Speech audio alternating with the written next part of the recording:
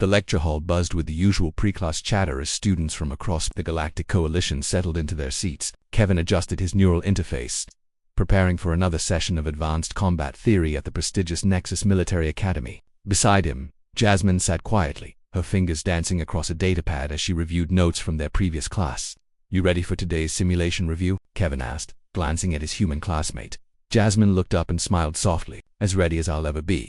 The other students, Skrill warriors with their chitinous armor, graceful Valorians with crystalline skin, and hulking Dranathi enforcers, paid little attention to the two humans in the back row. Humanity was still considered a newcomer species, barely a century into their membership in the Coalition. Their physical capabilities were unremarkable, their technology derivative, their contributions minimal.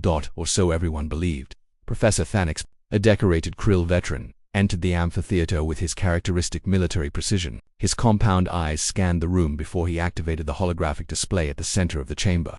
Today, his translator device rendered his clicks and whistles into Coalition standard. "We will analyze actual combat footage from the recent Void Reaver incursion at the Kepler 442 colony. This engagement represents a textbook example of inferior tactical positioning and the importance of maintaining defensive perimeters."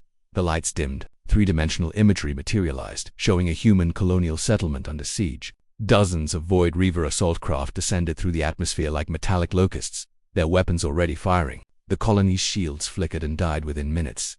Kevin felt his chest tighten. He'd heard about Kepler 442. Official reports called it a managed evacuation with acceptable civilian losses. The sanitized language couldn't mask the horror of what had happened. Note: the absence of proper defensive batteries. Professor Thanix narrated as the hologram showed panicked civilians fleeing. The human colonists relied entirely on outdated Coalition surplus equipment. The settlement's military presence consisted of a single undermanned security detachment and he paused, mandibles clicking with what might have been amusement, one human marine unit. 43 soldiers against a Reaver assault force of 3,000. Murmurs rippled through the classroom. Some students shifted uncomfortably, others made dismissive gestures. The odds were beyond absurd, they were suicidal.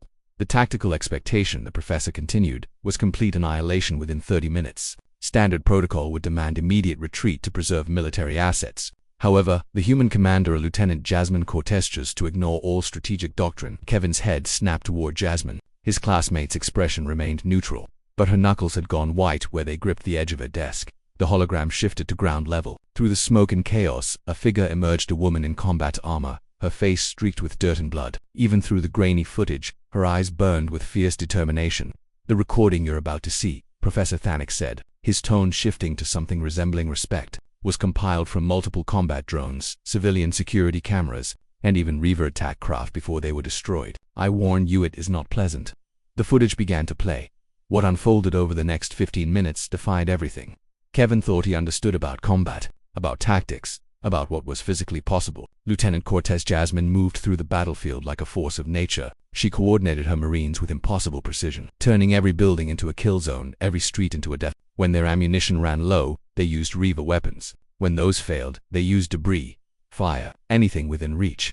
The hologram showed Jasmine personally dragging wounded civilians to safety while under sustained fire, her armor smoking from plasma impacts that should have killed her. It showed her holding a choke point alone for 8 minutes while her squad evacuated children from a collapsed shelter. It showed her calculating firing solutions faster than most AI systems, anticipating enemy movements before they happened. But it was the final sequence that left the entire lecture hall in stunned silence, surrounded by Reaver shock troops in what should have been her last stand. Jasmine had done something no Coalition strategist had ever documented. She'd triggered a controlled collapse of the settlement's main power core, turning it into a charged directional weapon that vaporized 2/3 of the assault force in a single cataclysmic blast. The remaining Reavers, their command structure obliterated and their morale shattered, had retreated. 43 human Marines against 3,000 Void Reavers. The humans had held for 6 hours. Civilian casualties, 17%. Military casualties, 65%.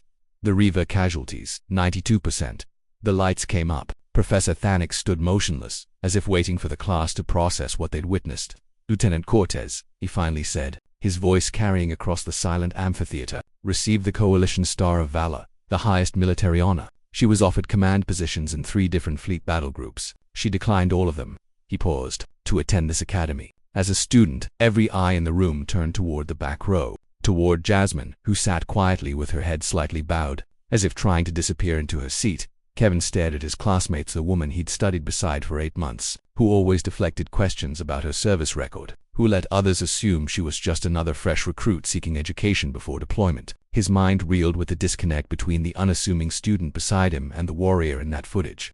This case study, Professor Thanix continued, illustrates a crucial principle that many coalition species have forgotten. Physical strength, technological superiority, even numerical advantage, these matter less than adaptability, determination, and the refusal to accept defeat. The humans call it fighting spirit.